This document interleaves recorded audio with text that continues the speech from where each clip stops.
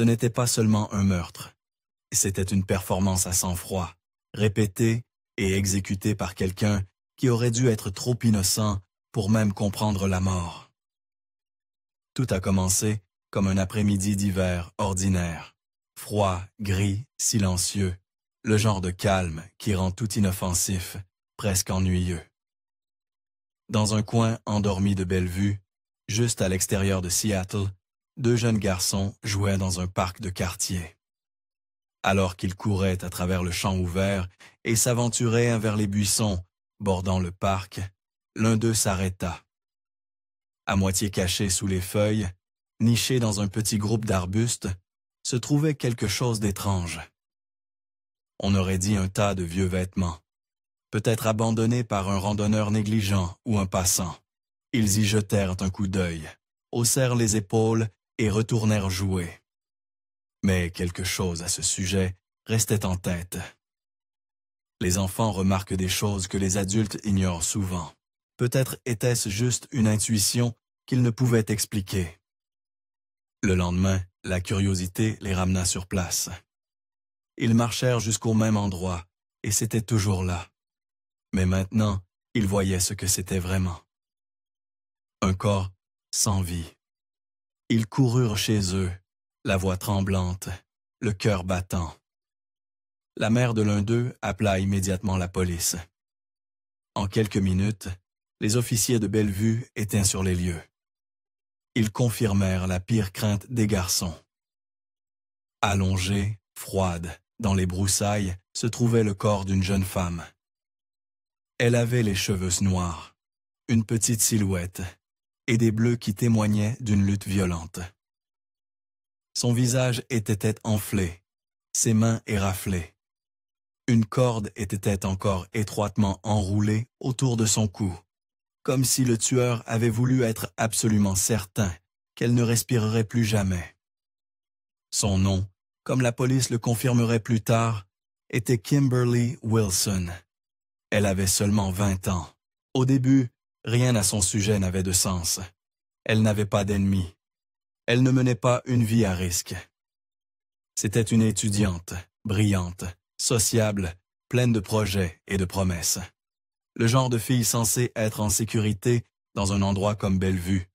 Mais elle était partie, et celui qui avait fait ça n'avait même pas vraiment essayé de la cacher. Cela suggérait de la confiance, de la négligence, ou peut-être simplement une pure méchanceté. Le genre qui ne s'inquiète pas de l'existence de la loi.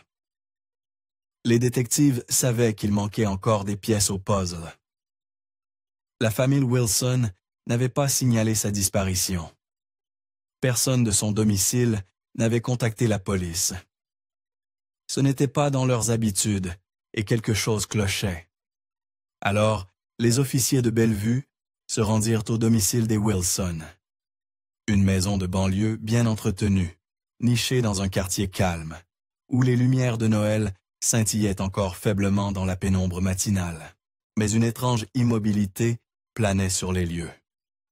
3 voitures étaient garées dehors, mais la maison elle-même était sombre. Un silence si anormal qu'il fit dresser les poils sur la nuque du détective Jeff Gomes. En approchant de la maison, Gomes remarqua que la porte vitrée coulissante à l'arrière était légèrement entr'ouverte. Il s'arrêta, appela leur nom, mais il n'y avait rien. Pas un seul son de l'intérieur.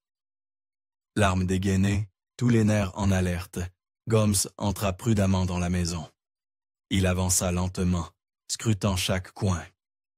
L'air était lourd, immobile. Il monta les escaliers, espérant à moitié trouver la famille endormie, peut-être inconsciente du chaos qui se déroulait dehors. Mais ce qu'il trouva en haut des escaliers était pire que tout ce qu'il avait imaginé. Du sang, partout. Il tachait les murs et éclaboussait le plafond. Il avait imbibé la moquette. C'était le genre de scène qui ne laissait pas beaucoup de place à l'imagination. La violence avait été proche, intime, alimentée par la rage. Le genre de meurtre qui semblait personnel. Dans la chambre principale, l'horreur s'intensifia. Allongée sur le lit, se trouvait Rose Wilson, la mère de Kimberly. Son corps avait été brutalement attaqué. De multiples blessures par arme blanche à la gorge. Son visage avait été battu si sauvagement qu'il était presque méconnaissable. Sa tête écrasée par ce que les détectives détermineraient plus tard comme un objet lourd et contondant. Les draps sous elle étaient trempés. Non loin d'elle, au pied du lit, gisait William Bill Wilson, le père de Kim. Il avait subi le même sort. Frappé, poignardé, laissé pour mort à côté de la femme avec qui il avait construit une vie. Mais cela ne s'arrêtait pas là. Dans le couloir, juste à l'extérieur de la chambre, Gomes fit une autre découverte dévastatrice. Julia, la sœur de Kimberly, âgée de 17 ans. Son corps était effondré sur le sol. Contrairement à ses parents, elle ne s'était pas rendue sans combattre. Son bras était cassé, probablement en se défendant. Son visage et son cou étaient perforés de multiples coups de couteau. Celui qui était entré dans cette maison avait été implacable. Il ne voulait pas seulement tuer, il voulait détruire. En quelques minutes, la maison des Wilson devint une scène de crime pleinement active. Ruban jaune, caméra, main gantée, collectant soigneusement les fragments d'une famille brisée au-delà de toute reconnaissance. 4 membres d'un même foyer, mère, père et 2 filles, désormais tous victimes d'un massacre qui avait commencé avec Kimberly et conduit la police à quelque chose de bien plus grand. La question n'était plus seulement qui avait fait ça.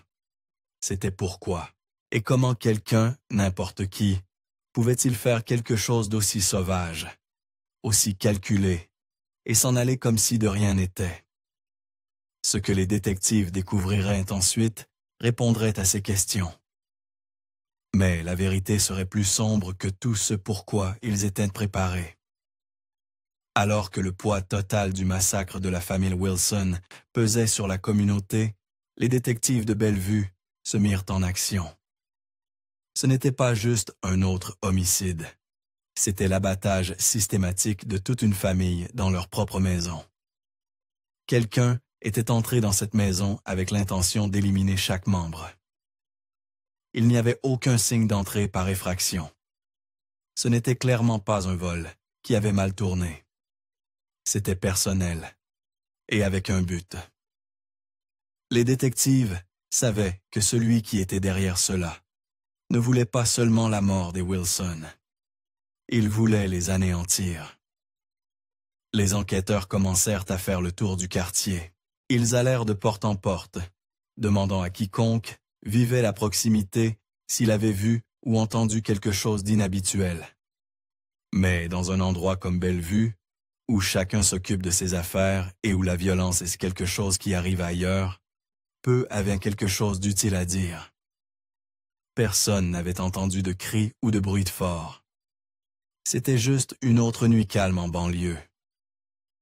Ils se tournèrent vers les antécédents des Wilson. Bellevue était un ingénieur respecté. Ses collègues le décrivaient comme solide, fiable, un de ces types qui arrivait tôt et partait tard. Son patron le qualifiait de « loyal », le genre d'employé sur lequel on pouvait toujours compter. Rose, sa femme, travaillait dans le commerce de détail. Ses collègues disaient qu'elle était chaleureuse, extravertie, toujours souriante. Julia, leur cadette, était en terminale au lycée. Silencieuse, timide, douce, disaient ses camarades de classe. Le genre de fille qui ne faisait pas de vagues. Rien ne collait. C'était une famille normale. Ils n'avaient aucun ennemi. Mais quand les détectives commencèrent à regarder de plus près Kimberly, la fille dont le corps avait été découvert dans le parc, ils commencèrent à trouver de petites fissures dans le cadre parfait. Kim avait obtenu son diplôme du même lycée que Julia fréquentait encore. En surface, elle était juste une jeune femme, essayant de trouver sa voie dans la vie. Mais son conseiller scolaire se souvenait des choses différemment. Elle se rappelait des tensions entre Kim et ses parents, surtout pendant ses dernières années à l'école. Il y avait eu des disputes entre eux. Le genre de tension qui ne s'enflamme pas du jour au lendemain, mais qui se développe silencieusement derrière des portes closes. Cette tension, il s'avéra, n'était pas passée inaperçue. Les registres montraient qu'un an avant les meurtres, un voisin avait en fait appelé la police pour signaler un trouble domestique chez les Wilson, rapportant des cris et des disputes. Des histoires classiques de rébellion adolescente, mais avec le recul, cela ressemblait à un signal d'alarme que personne n'avait vraiment compris. Les détectives creusèrent plus loin. Ils commencèrent à contacter le cercle de Kimberly, ses amis, ses camarades de classe, tous ceux qui avaient un aperçu de sa vie personnelle. C'est alors qu'un étrange schéma commença à émerger. Kim, selon la plupart, n'était pas une sauvage. Elle ne faisait pas la fête à outrance, ni ne passait ses nuits à consommer de la drogue. Mais elle avait quelques amis qui vivaient en marge, un groupe de jeunes qui se réunissaient tard le soir dans les diners locaux. Il s'appelait le Saturday Night Denny's Club. En surface, ça semblait inoffensif. Des adolescents buvant du mauvais café, veillant trop tard, essayant d'être audacieux. Mais plus la police en apprenait, plus cela devenait sombre. Les membres du groupe s'habillaient en noir, adoptaient la sous-culture gothique et aimaient jouer des rôles, pas des jeux de fantaisie ordinaires. Ceux-ci avaient des thèmes tournant autour de la violence, du pouvoir, de l'érotisme et de la mort. C'était le genre d'évasion qui leur permettait de se sentir importants, différents, au-dessus de l'ennui qui les entourait. Pour la plupart, ce n'était que des paroles, une façon de se rebeller, de se sentir vivant. Mais pas pour tous.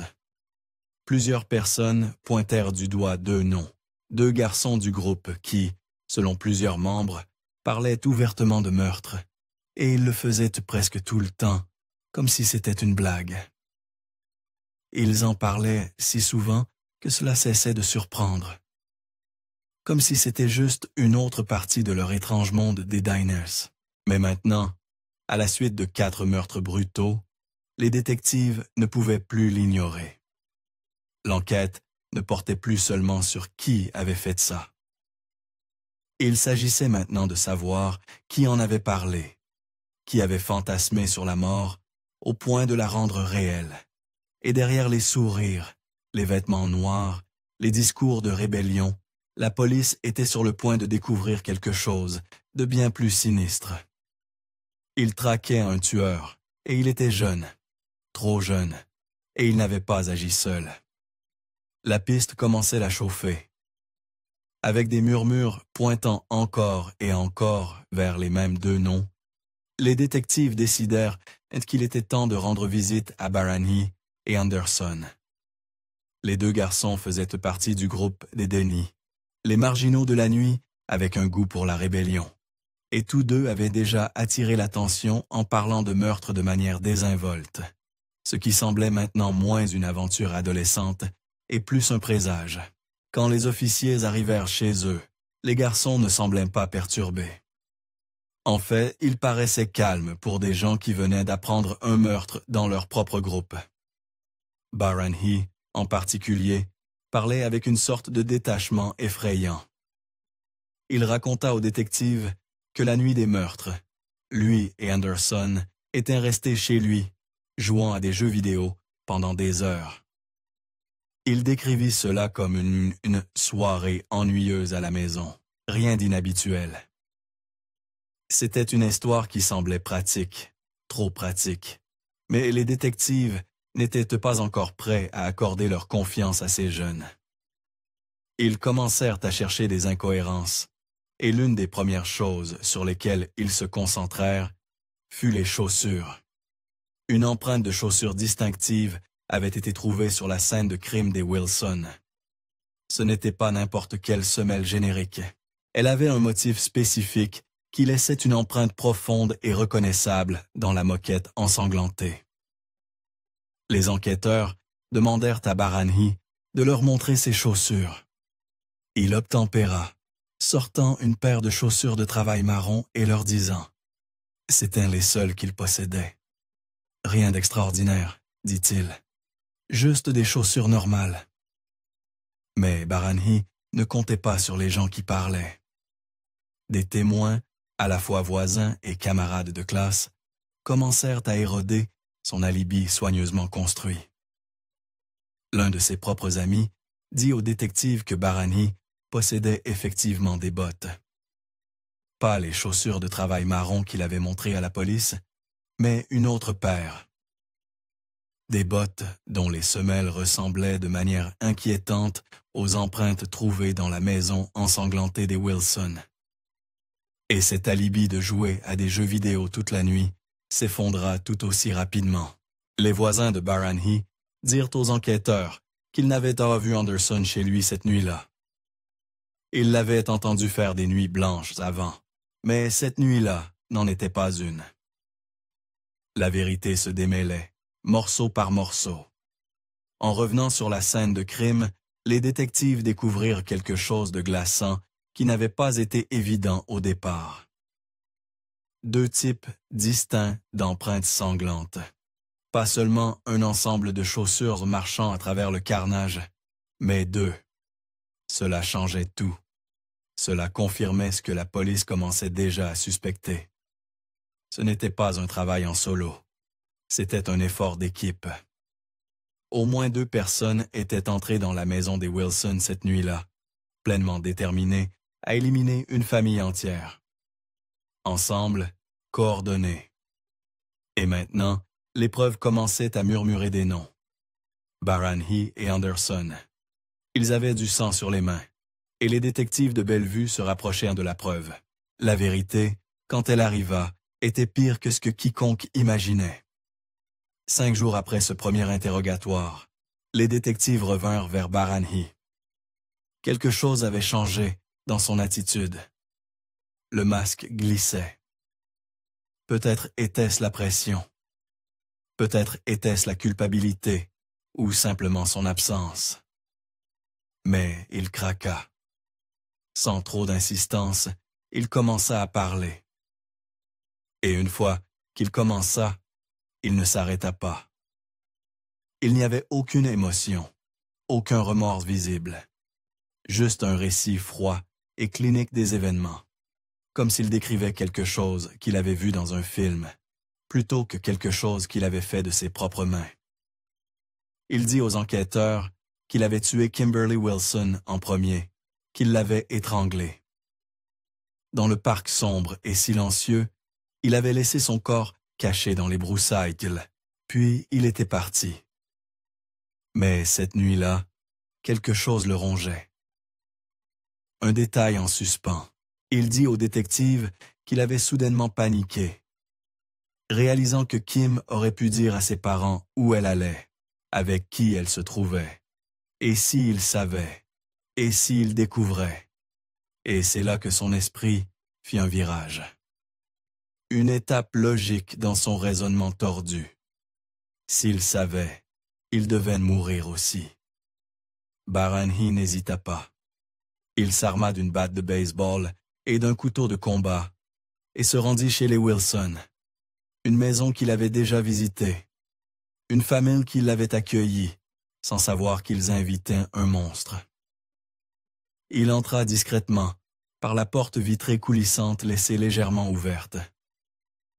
Rose Wilson fut la première à mourir. Elle dormait dans son lit quand Baranhi leva la batte et l'abattit sur sa tête encore et encore. Les cris d'elle réveillèrent Bill Wilson, qui se précipita pour protéger sa femme. Mais il n'était pas de taille face à une batte et un couteau, maniés par un adolescent venu avec la seule intention de tuer. Baranhi se tourna ensuite vers lui, frappant, poignardant, le laissant mourir de ses propres mains. Et quand les 2 parents furent enfin immobiles, il traversa la maison avec le calme de quelqu'un qui termine une tâche. À l'étage, il trouva Julia. Et Dieu, elle se battit vaillamment. Mais il était plus fort, simplement parce qu'il était armé. Il lui cassa le bras, la poignarda à plusieurs reprises, s'assurant que personne ne soit laissé derrière. Avant de partir, il ne s'enfuit pas. Il pilla la maison tranquillement, ramassant les choses qu'il aimait. Un téléphone, un lecteur CD, un magnétoscope. Comme si la nuit n'avait pas déjà été trempée d'horreur, il décida de voler la famille aussi. Puis il sortit de la maison des Wilson, dans le silence du petit matin, ayant effacé 4 vies en quelques minutes. Même après avoir avoué les meurtres, Barani garda un dernier secret près de lui. Il refusa de nommer la deuxième personne qui avait marché avec lui dans cette maison de sang. Mais le silence ne tient pas éternellement. Les détectives avaient déjà un nom en tête. David Anderson. Il avait été interrogé avant. Son nom flottait dans les coins les plus sombres du cercle social de Kim. Mais maintenant, avec la confession de Barani, la présence d'Anderson dans l'histoire semblait plus lourde, plus suspecte. Alors, ils le ramenèrent. Cette fois, l'histoire d'Anderson changea. Il affirma qu'il avait menti auparavant, qu'il n'avait pas joué à des jeux vidéo avec Barani la nuit des meurtres, comme il l'avait dit à l'origine. Au lieu de cela, il raconta aux enquêteurs qu'il était sorti conduire un camion appartenant au père de sa petite amie, soi-disant voyageant entre Bellevue et Seattle. Une longue nuit de conduite, tout seul. Les détectives prirent tout cela en note, ils l'écrivirent, mais ils n'y crurent pas. Parce qu'avec la nouvelle confession vint une autre fissure dans l'alibi. Anderson admit maintenant qu'il savait que Barani avait prévu de tuer la famille Wilson. Pas seulement des paroles insensées comme les adolescents en ont parfois, mais une planification sérieuse, depuis un certain temps.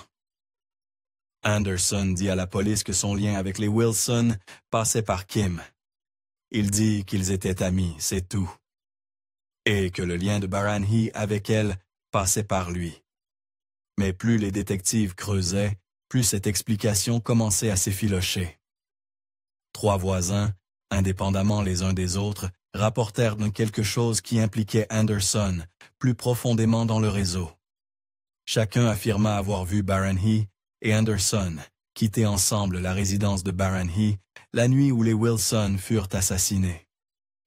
Même heure, même direction. 2 garçons marchant dans l'obscurité. Les détectives n'avaient pas besoin d'une confession pour continuer à creuser.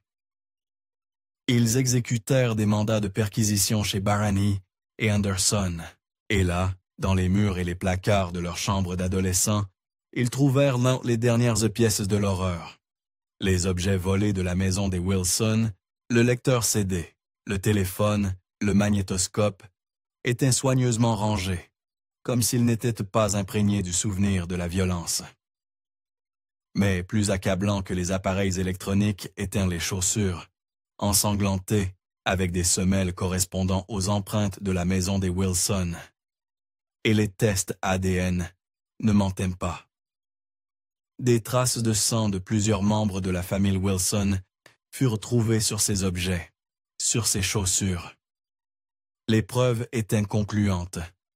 Ce n'était pas seulement Barani. Anderson avait marché dans le sang, lui aussi. Il pouvait changer ses histoires. Il pouvait nier ce qu'il voulait. Mais la vérité était incrustée dans chaque goutte, chaque fibre, chaque pouce de cette scène de crime. Et elle le suivit chez lui.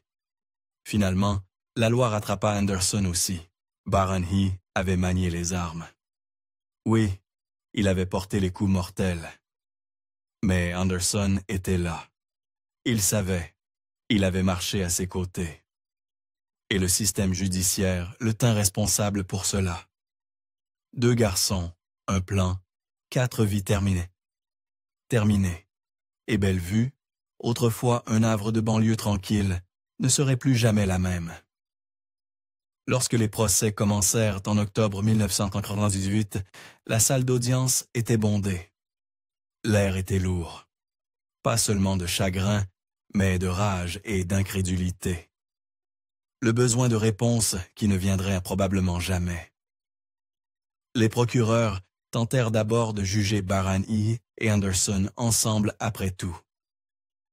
Ils avaient marché côte à côte dans la nuit qui avait pris la famille Wilson, mais le tribunal n'était pas d'accord.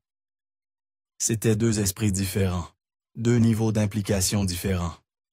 Et, plus important encore, deux types de manipulation différents à l'œuvre. En fin de compte, il fut décidé qu'ils feraient face à la justice séparément.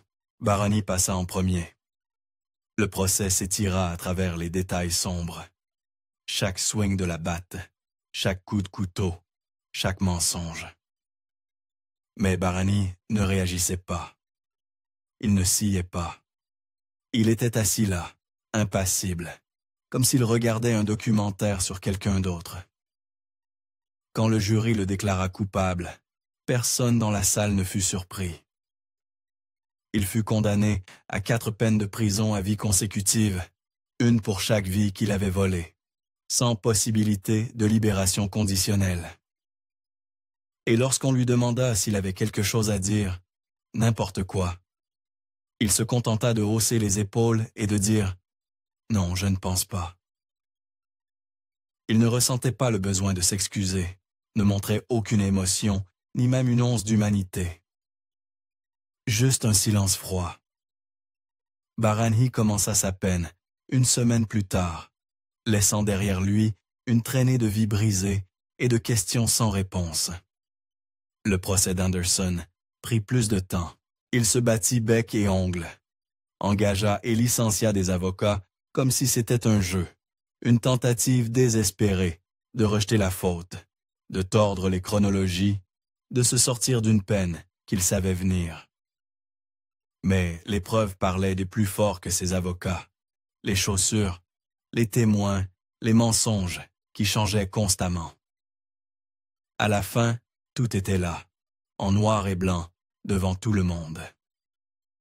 1 mois et demi plus tard, Anderson fut également condamné à 4 peines de prison à vie consécutive, sans possibilité de libération conditionnelle. Un autre nom inscrit sur la longue liste de ceux qui avaient choisi la destruction plutôt que la décence. Pendant des années, ce fut la fin. Mais ensuite, tout changea, car le système, comme le temps, évolue. Dans les années qui suivirent, les lois changèrent.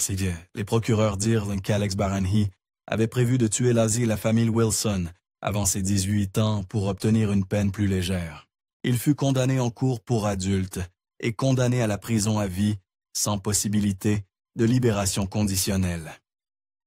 Mais près de 3 décennies et une décision de la Cour suprême plus tard, il apprit aujourd'hui que sa peine serait réduite. Ce qui semblait être la fin pour Barani et Anderson se révéla être juste un autre tournant dans une histoire déjà empreinte de douleur. En 2012, la Cour suprême des États-Unis rendit une décision qui ébranla le système judiciaire jusqu'à ses fondations, déclarant que condamner des mineurs à la prison à vie sans possibilité de libération conditionnelle violait la protection du 8e amendement contre les peines cruelles et inhabituelles. Le tribunal reconnut ce que la science murmurait depuis longtemps. Le cerveau adolescent n'est pas fini. Il est impulsif. Il manque de prévoyance. Il prend des décisions imprudentes, parfois catastrophiques. Et bien que cela puisse expliquer le chaos de la jeunesse, pourrait-il jamais excuser ce qui est arrivé à la famille Wilson? En 2018, l'État de Washington suivit le mouvement. Il traça une ligne dure dans le sable, reconnaissant que les mineurs doivent être traités différemment aux yeux de la loi. Même ceux qui commettent des crimes impensables, même ceux qui entrent dans des maisons avec des couteaux et des battes, même ceux qui laissent derrière eux silence et sang.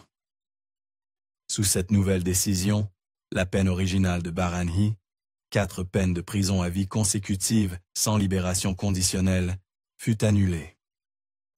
Les procureurs reçurent l'ordre de demander une nouvelle peine, une qui s'inscrivait dans le cadre juridique révisé. Le minimum était désormais fixé à 25 ans à la prison à vie. Ce n'était pas une exonération. Ce n'était pas la liberté. Mais c'était une porte laissée entr'ouverte. En octobre 2024, cette porte s'ouvrit un peu plus pour Barrenhey, tout comme elle l'avait fait pour Anderson 2 ans plus tôt. Tous deux furent recondamnés sous la nouvelle loi. Tous deux ont désormais la possibilité, aussi lointaine soit-elle, de libération conditionnelle. Dans la chambre de M. et Mme Wilson, pour assassiner Ben. Alex Barrenhey est maintenant dans la quarantaine, apparaissant à nouveau en cours en 2024 pour les meurtres brutaux qu'il et son ami, David Anderson, ont commis lorsqu'ils avaient 17 ans. Vous avez eu l'opportunité d'une nouvelle condamnation dans cette affaire. La décision de la Cour suprême de 2012, dans Miller vs. Alabama, a déterminé que les mineurs ne peuvent pas être condamnés à la prison à vie sans possibilité de libération conditionnelle. Cette décision signifiait qu'un juge devrait recondamner Barrenhey pour les meurtres de la famille Wilson. Ce cas est vraiment hors norme. Ce n'est pas l'infraction juvénile typique que vous voyez. Barrenhey et Anderson ont tué leur ancienne camarade de classe, Kim Wilson, dans un parc, puis se sont rendus chez elle pour tuer ses parents, Bill et Rose, et sa sœur, Julie. Quant au mobile, les procureurs ont dit que Barrenhey avait une fascination pour la violence. Lors d'une interview enregistrée, Barrenhey a dit qu'il voulait tuer quelqu'un pour vivre quelque chose, je cite, « vraiment phénoménal ». Alors que le quadruple meurtrier condamné quittait la salle d'audience, il se contenta de sourire. Pour les familles laissées derrière, c'est un écho cruel, car les Wilson n'ont pas droit à ce second regard. Il n'y a pas de libération conditionnelle pour les morts, pas de réduction de peine pour ceux qui ont été enterrés dans des cercueils assortis. Kim, Julia, Rose, Bill, 4 noms effacés en une seule nuit d'horreur. Et maintenant les garçons responsables de ces morts pourraient un jour sortir de leur cellule de prison. Le cerveau non développé d'un adolescent excuse-t-il le mal pleinement formé d'un crime comme celui-ci? Partagez vos pensées dans les commentaires ci-dessous. Si vous êtes arrivé jusqu'ici, assurez-vous de regarder la prochaine vidéo. Je pense que vous l'apprécierez. Merci encore d'avoir regardé.